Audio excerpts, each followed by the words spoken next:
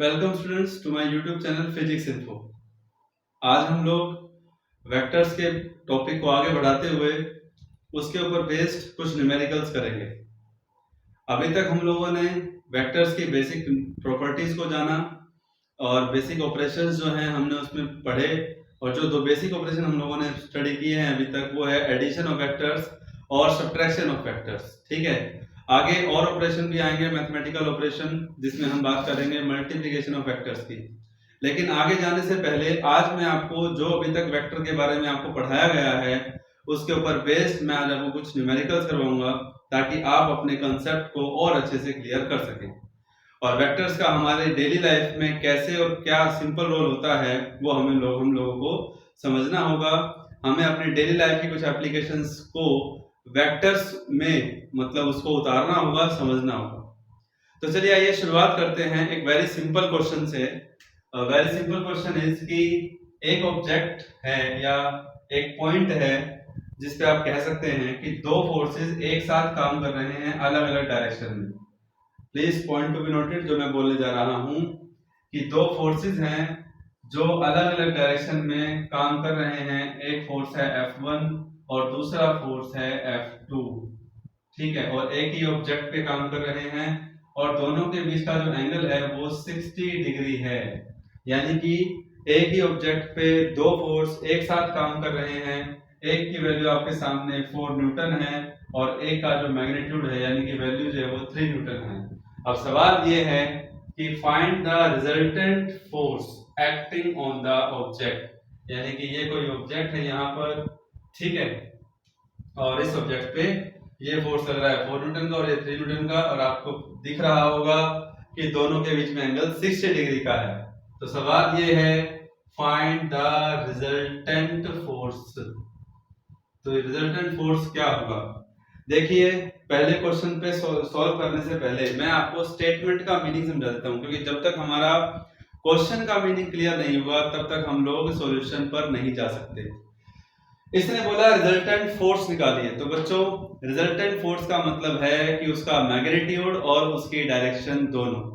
क्योंकि सवाल कई बार आता है बच्चों को समझ में नहीं आता कि रिजल्टेंट फोर्स पूछ रहा है तो वो सिर्फ फोर्स का मैग्नीट्यूड निकाल देते हैं, उसकी डायरेक्शन नहीं निकालते। देखिए, मैग्नीट्यूड अगर निकालना है तो सिर्फ उसी के लिए उसके लिए लाइन लिखी आएगी find the magnitude of resultant force. लेकिन मैंने सिंपली यहाँ पे क्या लिखा, फाइंड द रिजल्टेंट फोर्स, जिसका मीनिंग ये हुआ कि हमें फोर्स का मैग्नीट्यूड तो निकालना ही है। इन दोनों का रिजल्ट आएगा उसका मैग्नीट्यूड तो निकालना ही है, लेकिन साथ साथ वो किस डायरेक्शन में काम कर रहा है वो भी हमें फाइंड आउट करना है। ठीक है बच्चों, तो प्लीज इस पर समझिएगा, इस पर गौर करिएगा। देखिए, सबसे पहली बात, अब यहाँ ये सवाल है कि इसको सोल्व कैसे किया जाए। सोल्व करने के लिए सोचना पड़ेगा कि अभी तक हमने जो पढ़ा उसमें हम कौन सा जो कंसेप्ट है वो यहाँ पर इंप्लीमेंट करेंगे। बच्चों ध्यान दें, जैसा कि ऑब्जेक्ट पर दो फोर्स एक साथ काम कर रहे हैं तो हमारे ख्याल से यहाँ पर हम ये समझ सकते हैं कि दोनों फोर्सेस पैरेललोग्राम की एडजेसेंट साइड के रूप में काम कर रहे हैं। Yes, what I am telling, parallelogram की एडजेसेंट साइड के रूप में जब काम कर रहे हैं तो ऐसे में हम ये पैरेललोग्राम पूरा कर सकते हैं और यहां से हम ये अंदाजा लगा सकते हैं कि हाँ, ये parallelogram law of vector addition को फॉलो कर रहा है। यानी कि यहाँ जो हम कंसेप्ट लगाने जा रहे हैं, जो फॉर्मूला हम लगाने जा रहे हैं वो है parallelogram law of vector addition. थोड़ा और मैं इससे क्लियर बनाता हूँ इसको, parallelogram law of vector addition जो है वो यहाँ इंप्लीमेंट होने जा रहा है। कैसे? क्योंकि एक ही ऑब्जेक्ट पे एक फोर्स इस तरफ एक फोर्स इस तरफ, तो ये दो एडजेसेंट साइड हो गई। ट्रायंगल लॉ में क्या होता था, ट्रायंगल लॉ में दो साइड हैं वो एक ही ऑर्डर में है, एक के बाद एक, लेकिन यहाँ ऐसा नहीं है। इसके ऊपर बेस्ड मैं आपको क्वेश्चन करवाऊंगा, अभी आपको उसमें डाउट करने की जरूरत नहीं है। तो खैर, यहाँ पर पैरेललोग्राम लॉ लगेगा और उसके अकॉर्डिंग अब सॉल्यूशन पर आते हैं। पैरेललोग्राम क्या कहता है? पैरेललोग्राम कहता है, आई थिंक आपको क्लियर समझ में आ गया होगा कि parallelogram law of vector addition यहाँ लगने वाला है। तो इन दोनों का जो रिजल्टेंट है उसकी डायरेक्शन होगी as a according to the diagonal, कि कहाँ होगी, डायगोनल ऑफ द पैरेललोग्राम, तो इसको हम नाम दे सकते हैं एफ। ये तो हमें इसका मैग्नीट्यूड बताएगा, ठीक है, लेकिन जो फोर्स एफ है उसकी जो डायरेक्शन है F1 के साथ, उसको हमने माना अल्फा। क्यों, ध्यान आया? रिजल्टेंट फोर्स का मैग्नीट्यूड और डायरेक्शन कैसे बताते हैं? डायरेक्शन बताते हैं एंगल से, जो उसने F1 के साथ कितने एंगल पर वो काम कर रहा है। एक बात क्लियर कर देता हूं, ये एंगल F2 के साथ भी आप ले सकते हैं, ठीक है, F2 के साथ लें या F1 के साथ लें, इसमें कोई दो राय नहीं है। आपको सिर्फ बताना पड़ेगा कि in the direction of force या इन द डायरेक्शन ऑफ 3।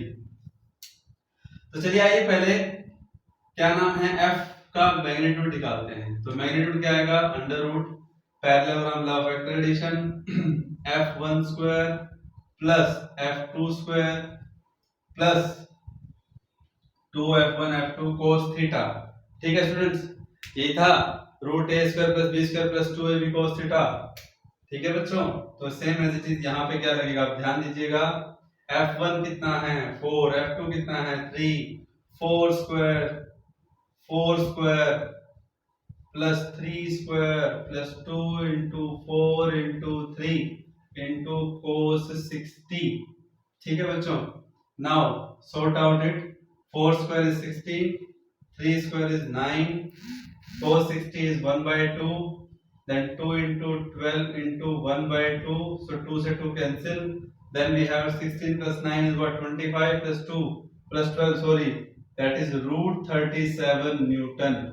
तो करीब करीब रूट 36 क्या होता है, रूट 36 6 न्यूटन होता है। 36 से जस्ट एक एक्स्ट्रा है, तो अप्रोक्सीमेशन का साइन लगा करके हम बता सकते हैं कि जो रिजल्टेंट आ रहा है वो 6 न्यूटन आ रहा है। क्यों, हुआ डाउट क्लियर? अभी तक क्या सोच रहे थे, यही सोच रहे थे ना कि 7 आना चाहिए, कई ये सोच रहे होंगे 7 आना चाहिए। नहीं, मैं बिल्कुल सही बता रहा हूँ, ऐसा सोच सकते हैं कई, लेकिन वो बात ध्यान रखिए, 7 कब आता, जब दोनों फोर्स की डायरेक्शन सेम होती है ना, तब दोनों डायरेक्ट ऐड हो जाते हैं। यही तो ब्यूटी है, यही तो कंसेप्ट है फिजिक्स का, यही तो वेक्टर एडिशन का कंसेप्ट है जो आपको अप्लाई करना है कि 4 और 3 सेम डायरेक्शन में नहीं है, उनके बीच में 60 डिग्री का एंगल है, तो तकरीबन जो रिजल्ट आ रहा है that is equal to 6 newton. Okay students, yes, तो ये मैग्नीट्यूड हो गया। अब बात है डायरेक्शन की, किसकी बात है, डायरेक्शन की। डायरेक्शन ऑफ एफ क्या है, दैट इज अल्फा।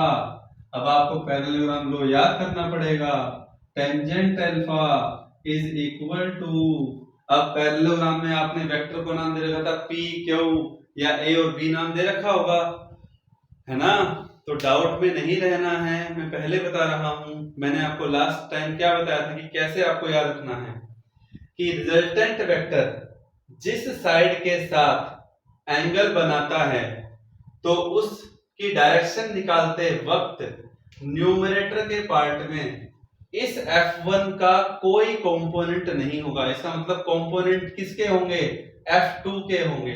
तो क्या आता था, F2 cos 60 ना, F2 साइन आता है, सॉरी cos नहीं आता, ऊपर साइन आता है, F2 sin 60 डिग्री, और नीचे F1, देखा F2, क्योंकि एंगल F किसके साथ बना रहा है, F1 के साथ बना रहा है, तो F1 का कोई कंपोनेंट नहीं है। कंपोनेंट किसके होंगे, F2 के होंगे। प्लीज ध्यान से सुनिएगा, यही एक तरीका है डायरेक्ट समझने का। F1 plus F2 cos 60 degree, ठीक है, और F2 की वैल्यू कितनी है, दैट इज 3 sin 60 कितना होता है, √3/2 डिवाइडेड बाय F1 कितना है, देखिए दैट इज 4 प्लस F2 कितना है 3, cos 60 कितना होता है 1/2 होता है। तो बच्चों tangent alpha is equal to, यहां से देखिएगा 3√3/2 आएगा यहाँ ऊपर, और नीचे से कितना आएगा 2/2 4 8 प्लस 3 11, 2/11 आएगा। कितना आएगा 2/11। देखिए कैलकुलेशन सही हो रही है ना, sin 60 √3/2 होता है, cos 60 1/2 होता है, F2 3 है 3/2 आएगा, प्लस 4 कितना हो जाएगा 11/2 हो जाएगा, 2/11 पलट करके आ जाएगा एंड देन वी हैव 2 से 2 cancel, so tangent alpha is equal to 3√3/11 and alpha equal to tangent inverse 3√3/11। ठीक है स्टूडेंट्स, यस। स्क्रीन को पॉज कीजिए और क्वेश्चन को नोट कीजिए। आई होप आपको ये न्यूमेरिकल समझ में आया होगा। बिल्कुल इसी तरह से आगे बढ़ेंगे, नोट करते जाइए। ठीक है बच्चों, यस। नेक्स्ट क्वेश्चन देखिए, सेकंड क्वेश्चन देखिए बच्चों, क्या है प्लीज ध्यान से सुनिएगा। एक लड़का है नॉर्थ ईस्ट डायरेक्शन में जा रहा है, प्लीज ध्यान से सुनिए। A boy start from its starting point A, बस सुनते रहिएगा, ध्यान से समझ में आ जाएगा आपको। और वो ए से नॉर्थ डायरेक्शन में, ईस्ट डायरेक्शन में जा रहा है, सॉरी ईस्ट डायरेक्शन में गया। वो कितनी दूर तक गया, कितनी दूर तक गया? 5 मीटर तक गया। कितनी डिस्टेंस तक गया? 5 मीटर तक। मान लीजिए ईस्ट डायरेक्शन में डॉटेड यहां से दिखा रहा हूं, ए से लेकर के बी पॉइंट तक 5 मीटर बन रहा है। ठीक है, अब फिर वो क्या हुआ कि वो ईस्ट से जाते जाते नॉर्थ में मुड़ गया। कितने डिग्री एंगल पे? 60 डिग्री एंगल पे। तो प्लीज मैं ध्यान से जो लिख रहा हूं उस पर ध्यान देना कि a boy starts to move and goes up to 5 meter towards east। ठीक है, ईस्ट डायरेक्शन में कितना गया वो? 5 मीटर तक गया। फिर उसके बाद देन टेक 60 डिग्री टर्न, किस तरफ? Towards north. और इसको पता है क्या बोल सकते हैं? 60 डिग्री नॉर्थ ऑफ ईस्ट। ये लैंग्वेज भी इसकी इस क्वेश्चन की हो सकती है। मैंने सिंपल लिखा कि वो 60 डिग्री का टर्न ले लेता है नॉर्थ की तरफ, लेकिन इसका मतलब ये हो सकता है कि 60 डिग्री नॉर्थ ऑफ ईस्ट। इस शब्द में कंफ्यूज हो जाते हैं, प्लीज कंफ्यूज नहीं होना है, इसको समझिए। जब भी ऐसा कुछ लिखा है नॉर्थ ऑफ ईस्ट, है ना, तो ऐसे में ये हो गया कि ईस्ट डायरेक्शन में फेस कीजिए और नॉर्थ की तरफ टर्न कर जाइए। इसका मीनिंग ये होता है। अगर ये होता ईस्ट ऑफ नॉर्थ तो इसका मीनिंग ये होता है कि आपको नॉर्थ की तरफ फेस करना है और ईस्ट की तरफ टर्न करना है। लेकिन इस क्वेश्चन में लड़का किस तरफ से जा रहा है? बॉय जो है वो किस डायरेक्शन में जा रहा है? ईस्ट में जा रहा है। 5 मीटर तक गया, फिर वो 60 डिग्री मुड़ गया। कहां? North of east. अब नॉर्थ तो यही बनेगा, देखो साथ में दिखा रहा हूं मैं आपको, east, waste, north, south.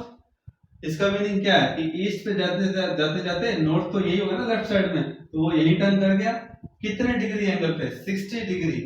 Then take 60 degree turn towards north up to 5 metre, यानी कि वहां भी वो 5 मीटर तक गया, यानी कि सी पॉइंट, जिसको हमने नाम दे दिया अपनी तरफ से। देखिए बच्चों, यही इस क्वेश्चन की खासियत है। आप मेरे जो मैं बोल रहा हूं उस बोलने के सेंस पे जाइए। डायग्राम खुद ब खुद आपको बनाना पड़ेगा, जिसमें डायरेक्शन की बात हो वहां डायरेक्शन के अकॉर्डिंग डायग्राम खुद मैनिपुलेट करना पड़ेगा। तो यहाँ क्या आया? A boy starts to move and goes up to 5 metre towards east, then takes it return towards north up to 5 metre. Find the displacement. Find the net displacement कहो या displacement कहो। अब आप मुझे एक बात बताइए, डिस्प्लेसमेंट एक वेक्टर क्वांटिटी है, डिस्प्लेसमेंट एक वेक्टर क्वांटिटी है, तो यहां पर उसकी डायरेक्शन भी बतानी है और उसका मैग्नीट्यूड भी बताना है। यस, तो initial point A,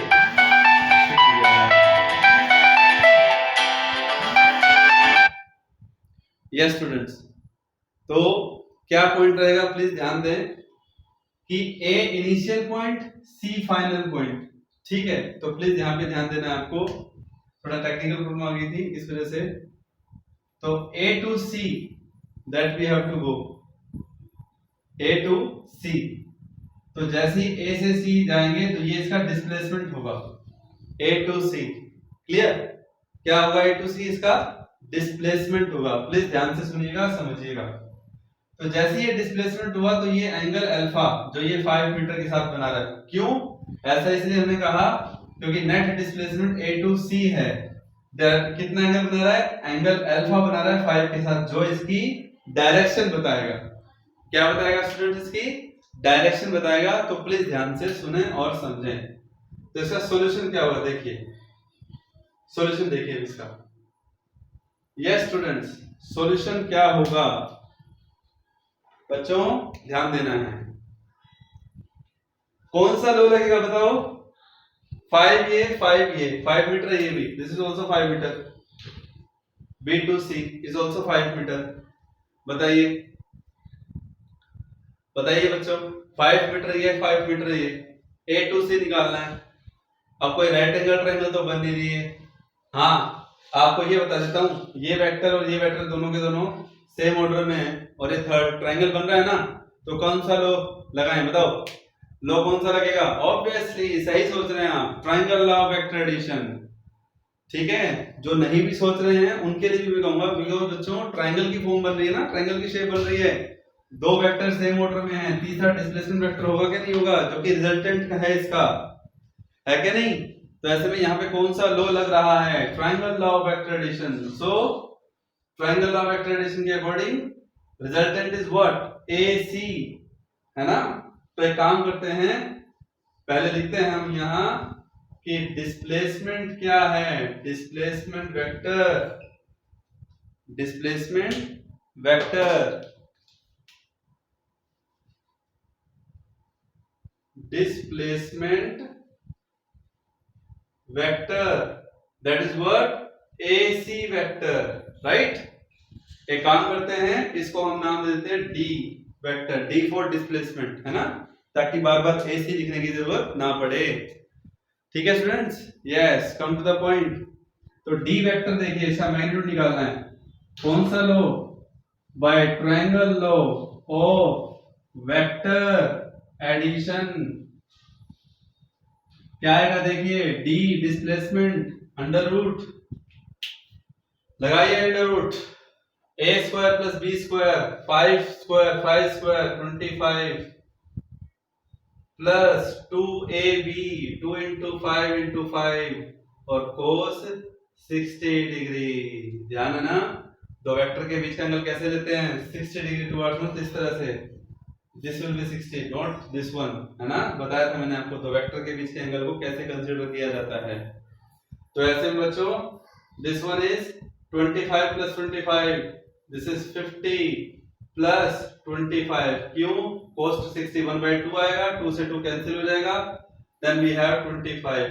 so root 75 मतलब 5√3 मीटर। तो ये तो मैग्नीट्यूड आ गया।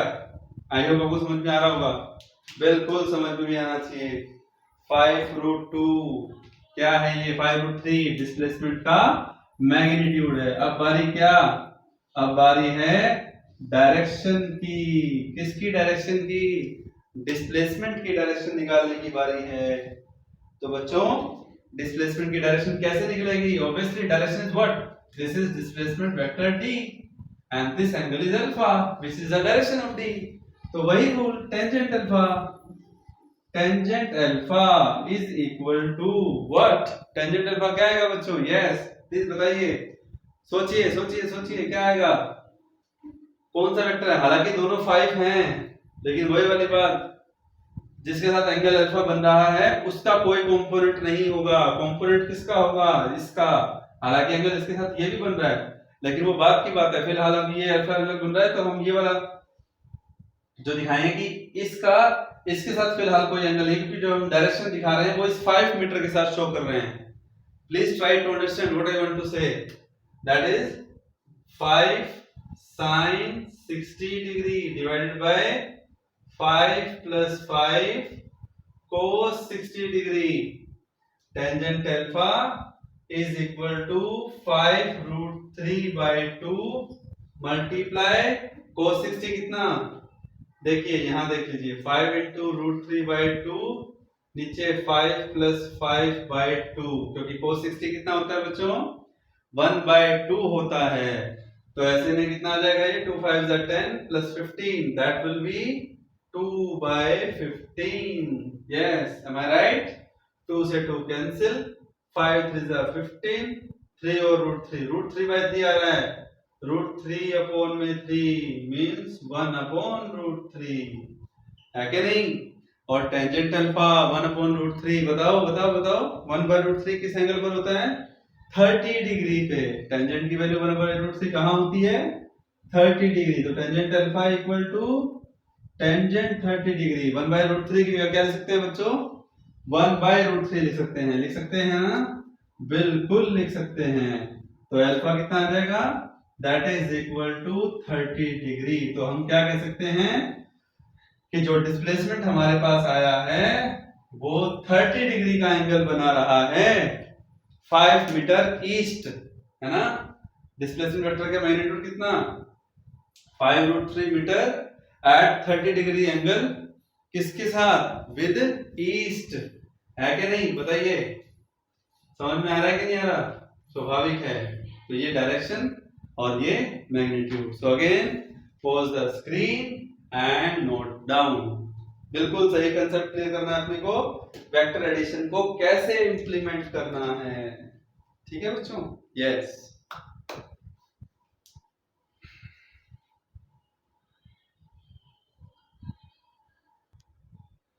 यस बच्चों, अब थर्ड क्वेश्चन पे आते हैं। देखिए, एक सिंपल सा क्वेश्चन है कि find the resultant of two vectors. कौन कौन?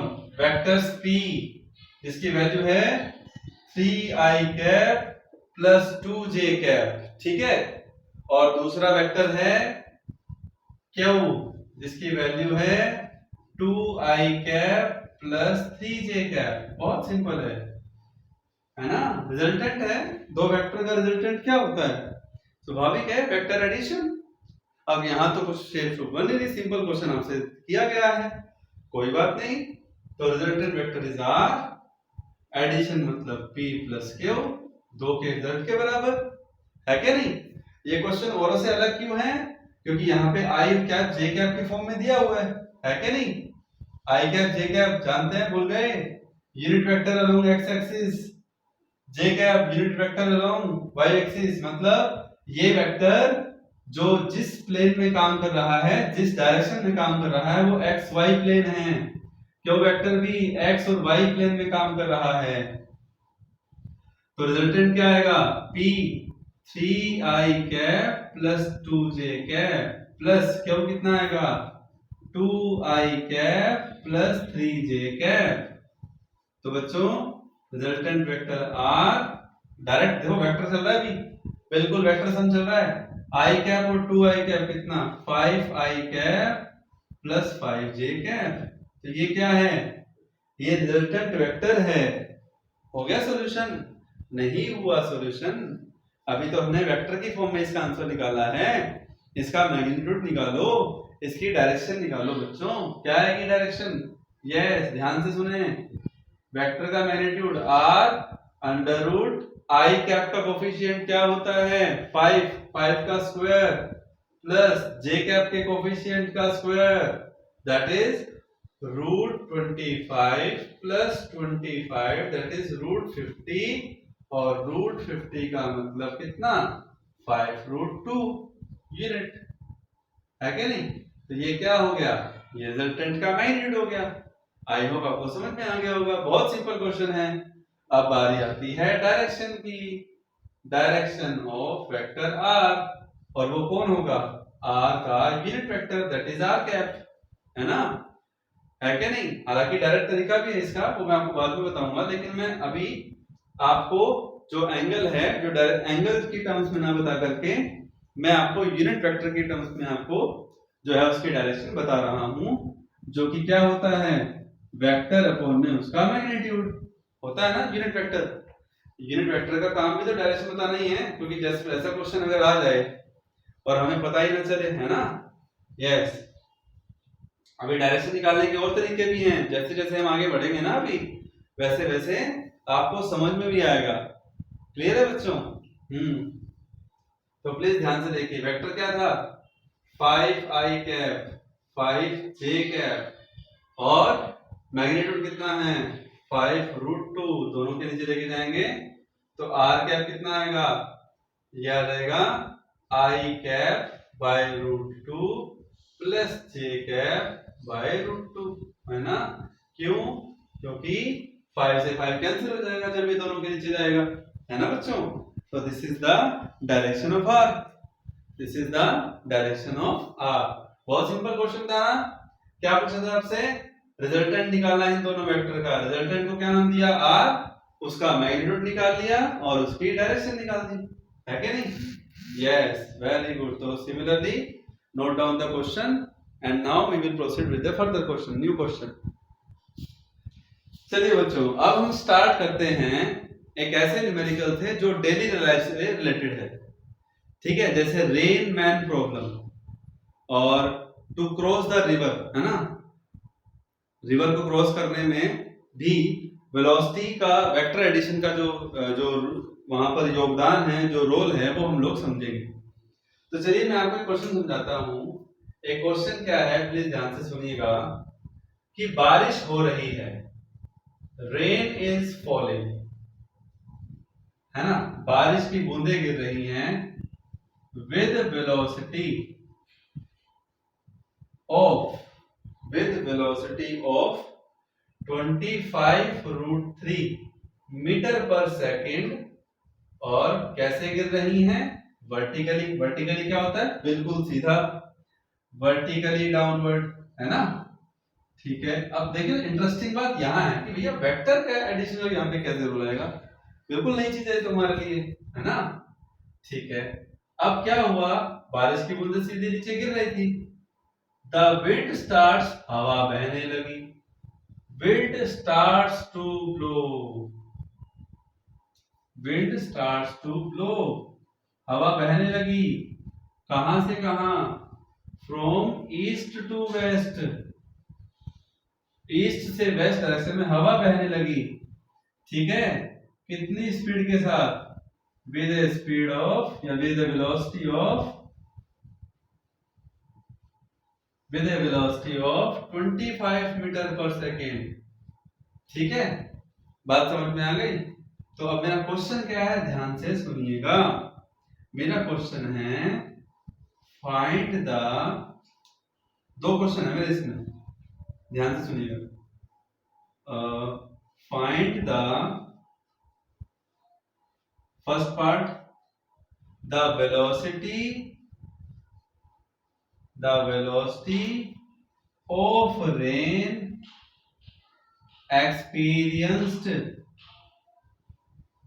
experienced by the person on ground. Find the velocity of rain experienced by a person standing on ground. ये बताना जरूरी है कि वो ग्राउंड पे चल रहा है या ग्राउंड पे खड़ा है, ये बताना जरूरी है, बिल्कुल बताना जरूरी है। इसके बारे में हम चर्चा करेंगे। दूसरा, find the direction of umbrella that he should hold. Find the direction of umbrella that he should hold to save him from rain. किस डायरेक्शन में उसको अपना जो छतरी है उसको पकड़ के रखना चाहिए ताकि बारिश की बूंदों से वो बच सके। देखिए सिचुएशन तो समझ में आ गई होगी। ऐसे क्वेश्चनों के लिए जरूरी है सबसे पहले दिमाग में, माइंड में एक पिक्चर सेट करना, ठीक है बच्चों? तो प्लीज ध्यान से समझेंगे इस सिचुएशन को, इस क्वेश्चन को समझेंगे। देखिए आप सोच के देखिए, जब बारिश हो रही होती है, मेरी बात पर गौर करिएगा, जब बारिश हो रही होती है तो बारिश की बूंदें जब नीचे सीधी, आप देखिए सपोज कि मेरे हाथ में ये छतरी है कि नहीं, और ऐसे में अगर बारिश की बूंदें नीचे सीधी कर रही है और मैं भी खड़ा हूं, तो स्वाभाविक है मुझे छतरी यानी कि अम्ब्रेला को बिल्कुल सीधा वर्टिकली होल्ड करना है। इसमें तो कोई दो राय नहीं, वर्टिकली होल्ड करना है, बिल्कुल, है ना, वर्टिकली होल्ड करना है। अब मान लीजिए ये डायरेक्शन ईस्ट है, चलो मैं अब काम करता हूं, मैं यहाँ पे पहले आपको डायग्राम सेट करके दिखाता हूँ सॉल्यूशन में। देखिए बच्चों, सबसे पहले हम डायरेक्शन सेट करेंगे। ऑन बोर्ड ये ईस्ट और ये वेस्ट। अभी तक पिछले वाले क्वेश्चन में मैं ये नोट्स दिखा रहा था, पर यहाँ मैं नोट्स नहीं दिखाऊंगा। 3D वाली बात है तो 2D में समझना पड़ेगा। नीचे बारिश की बूंदें गिर रही हैं वर्टिकली डाउनवर्ड, और यहाँ वो पर्सन खड़ा है, क्योंकि हम with respect to person note करना चाह रहे हैं ना, तो हम एक एक वेक्टर दिखा देते हैं। ये है, ये डॉटेड लाइन से मैं दिखा रहा हूँ, डॉटेड लाइन से तो दिखाऊंगा वैसे। ये है वेलोसिटी ऑफ रेन, जिसको मैं, क्योंकि इसकी डायरेक्शन नीचे की तरफ है तो मैं इस वेक्टर को नीचे की तरफ लेके जाऊंगा, ये दिखाना पड़ेगा हमें। Velocity of rain, V R, R for velocity of rain, जिसकी वैल्यू है 25√3। क्लियर, बात समझ में आ गई। अब हवा जो चल रही है वो ईस्ट से वेस्ट डायरेक्शन में चल रही है, चलिए उस पर्सन के अबाउट हवा जो चल रही है वो ईस्ट से वेस्ट चल रही है, तो मैं उसकी वैल्यू यहां से यहां दिखाऊंगा ऐसे, that is velocity of wind, small w, कितना, 25 मीटर पर सेकेंड। बिल्कुल सही जा रहे हैं हम। डायरेक्शन के साथ न्यूमेरिकल को करना मुश्किल नहीं है, बस उसकी थ्योरेटिकली उसकी पिक्चर अपने दिमाग में बनानी है। ईस्ट से वेस्ट जाना मतलब इस तरफ, है ना। अब बारिश की बूंदें वर्टिकली डाउनवर्ड जा रही हैं, दोनों चीजें हो गई सेट। यहाँ पे दोनों का एरो हमने सेट कर दिया उस पर्सन के अबाउट। देखिए अब मैं इस पर्सन की यहाँ पे इमेज बना देता हूँ, ये यहाँ पर्सन जो है वो खड़ा है, ठीक है, बात समझ में आ गई। उसके हाथ में अम्ब्रेला था, अब वो ईस्ट की तरफ खड़ा है, वेस्ट की तरफ खड़ा है, इसमें ये कोई मैटर नहीं करता। मान लीजिए उसके हाथ में अम्ब्रेला था ऐसे,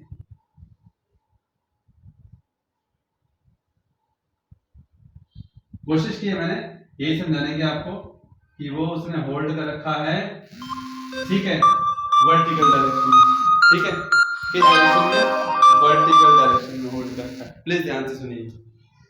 तो ऐसे में अब क्या होगा, velocity of wind, velocity of rain. मैं आपको पहले बात क्लियर कर देता हूं, आपको क्लियर करना पड़ेगा, सोचना पड़ेगा। दो सिचुएशन, फर्स्ट सिचुएशन देखिए, जब हवा की मूवमेंट यानी कि विंड स्टार्ट नहीं हुई थी तब तक बारिश की बूंदें सीधी गिर रही थी, वर्टिकली डाउनवर्ड गिर रही थी, इसलिए उस पर्सन ने अपने अम्ब्रेला को ऐसे वर्टिकली होल्ड किए हुए था। अब आप सोचिए, आप ऑन बोर्ड जो डायग्राम है उस बोर्ड को और मेरी सिचुएशन को आप कंपेयर कीजिए कि ये ईस्ट है ये वेस्ट है। अब हवा ईस्ट से वेस्ट जाएगी तो बारिश की बूंदें कहां जाएंगी, बारिश की बूंदें कैसे हो जाएंगी। अब मैं बारिश की बूंदों पे आता हूं, ये बारिश की बूंदें गिर रही हैं। अब बारिश की बूंदें वर्टिकली रहेंगी या इंक्लाइंड हो जाएंगी, बिल्कुल एंगल से मुड़ जाएंगी। किस एंगल से, जिस तरफ हवा चलेगी बारिश की बूंदें उसी तरफ मुड़ जाएंगी। अब ये बारिश की बूंदें हो गई कब, हवा बहने के बाद, जो उनकी डायरेक्शन थी बारिश की बूंदों की वो अब इंक्लाइंड हो गई।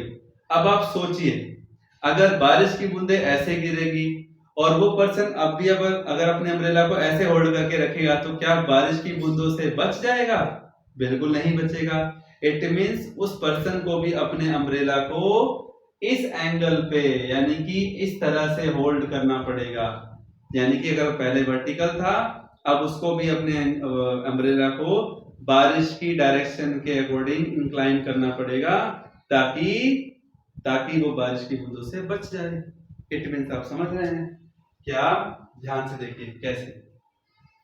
अब यही चीज हमें निकालनी, तो इसका मतलब उसे अम्ब्रेला कहां, अब अम्ब्रेला की सेकंड पोजीशन क्या होगी, बारिश के बारिश की तो वर्टिकली गिरी रही है, हवा बहने के बाद, विंड के स्टार्ट होने के बाद अम्ब्रेला की डायरेक्शन कहाँ होनी चाहिए, मैं बताता हूं। अम्ब्रेला की डायरेक्शन होनी चाहिए ये,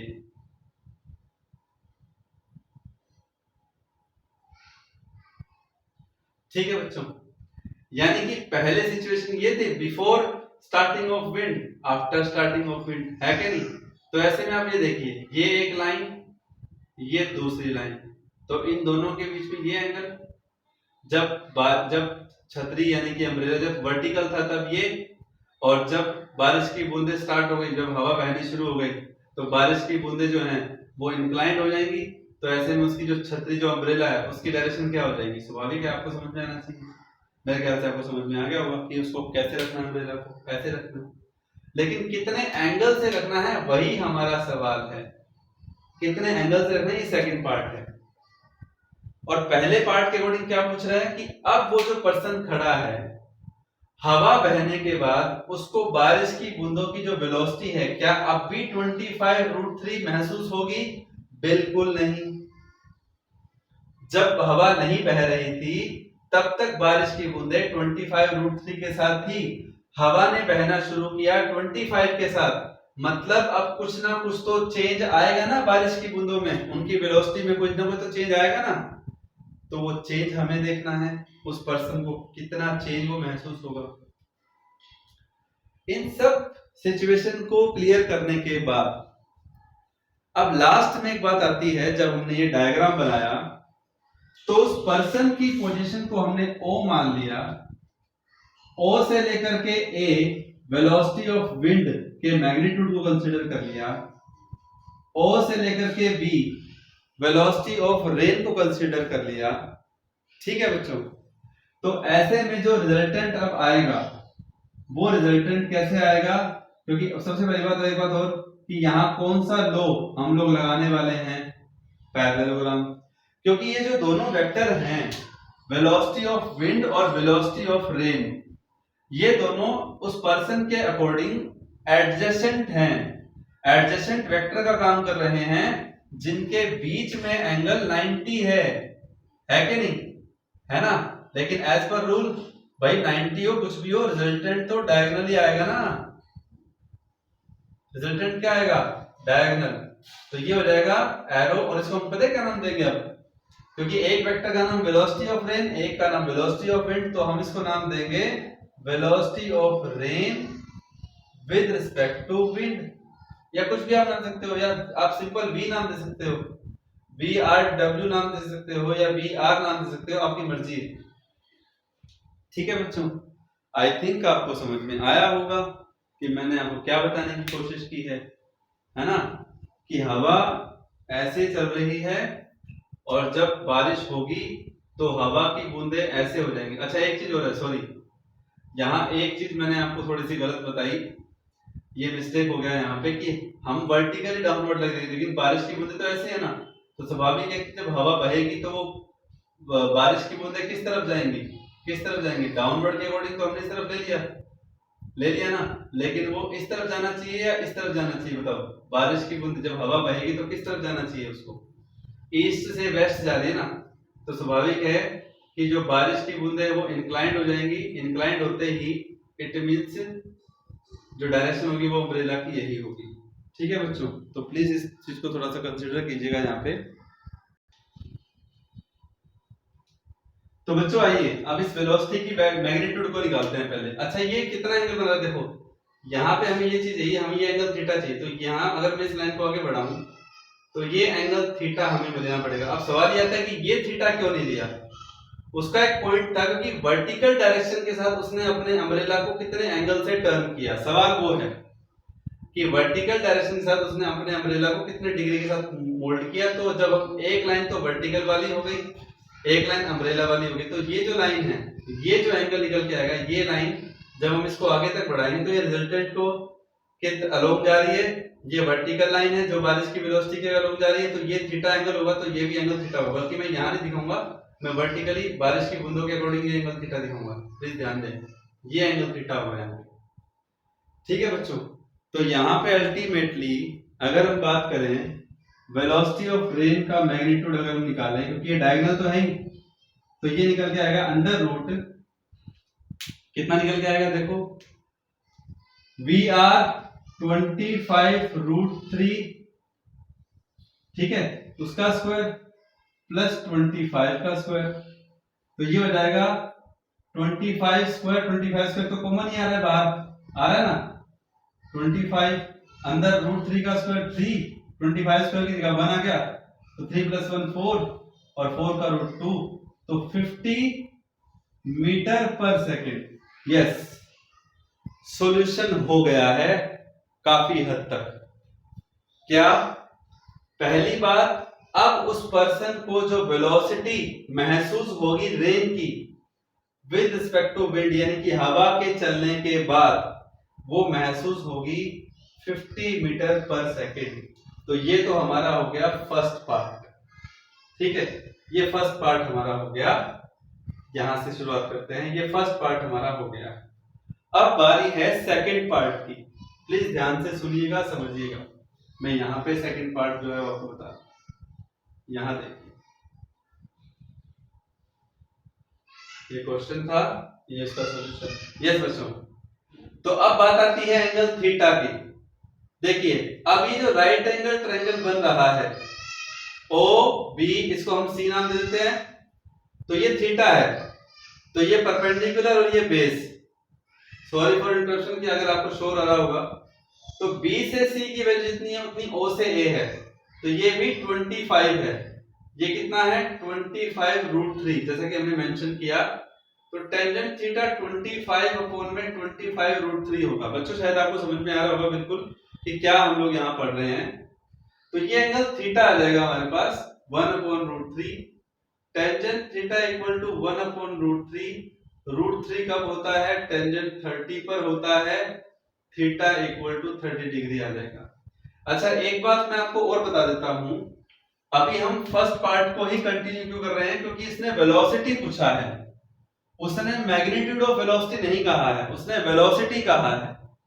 तो मैग्नीट्यूड अगर बोलता तो हम सिर्फ यहीं तक रुक जाते, उसने बोला वेलोसिटी फाइंड आउट कीजिए, तो ऐसे में हम लोगों ने वेलोसिटी का मैग्नीट्यूड जो कि 50 मीटर पर सेकंड है और उसकी डायरेक्शन जो कि 30 डिग्री है, ये 30 डिग्री हो गया।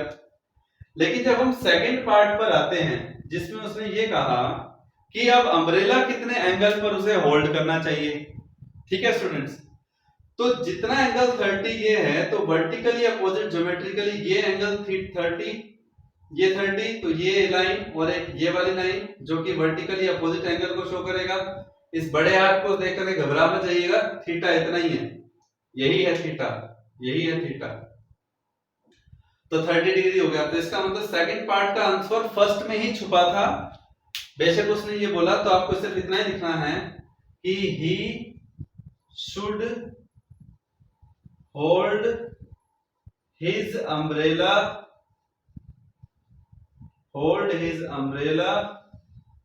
30 डिग्री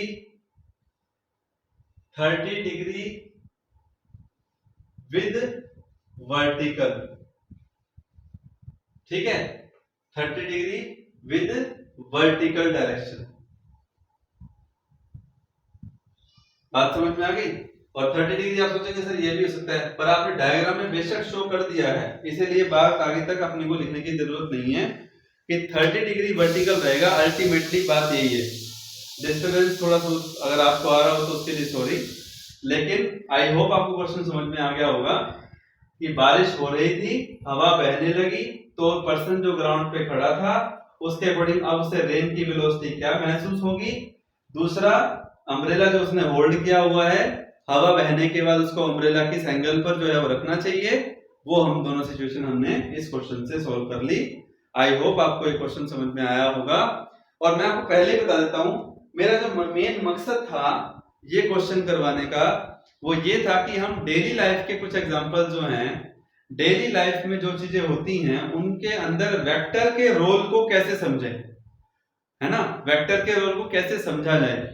आगे मैं आपको अगले अपने लेक्चर में, अगले वीडियो लेक्चर में मैं आपको न्यूमेरिकल्स, वर्ड वेक्टर के रिगार्डिंग और न्यूमेरिकल्स करवाऊंगा, ताकि आप लोगों का जो होल्ड है वेक्टर्स पर और अच्छे से बने। और स्वाभाविक है कि आगे सिलेबस में वेक्टर्स के बारे में चर्चा होती ही रहेगी, लेकिन बेसिक जो है वो हमें स्ट्रॉन्ग करना है।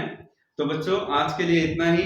स्क्रीन को पॉज करके इसको नोट कीजिएगा और बहुत बहुत धन्यवाद आपका कि आप लोग अच्छे से इसको देख भी रहे हैं। मैं व्यूज देखता रहता हूँ, लेकिन फिर भी मैं कहूंगा कि जो बच्चे थोड़ा सा अगर टाइम नहीं लगाते वो थोड़ा टाइम लगाएं, क्योंकि किसी चीज को अगर आप वक्त देंगे जो कि आपके पास अभी बहुत है, तो स्वाभाविक है कि आप कोई भी सब्जेक्ट पढ़ लें, कैसा भी सब्जेक्ट पढ़ लें, वो आपको आएगा ही आएगा।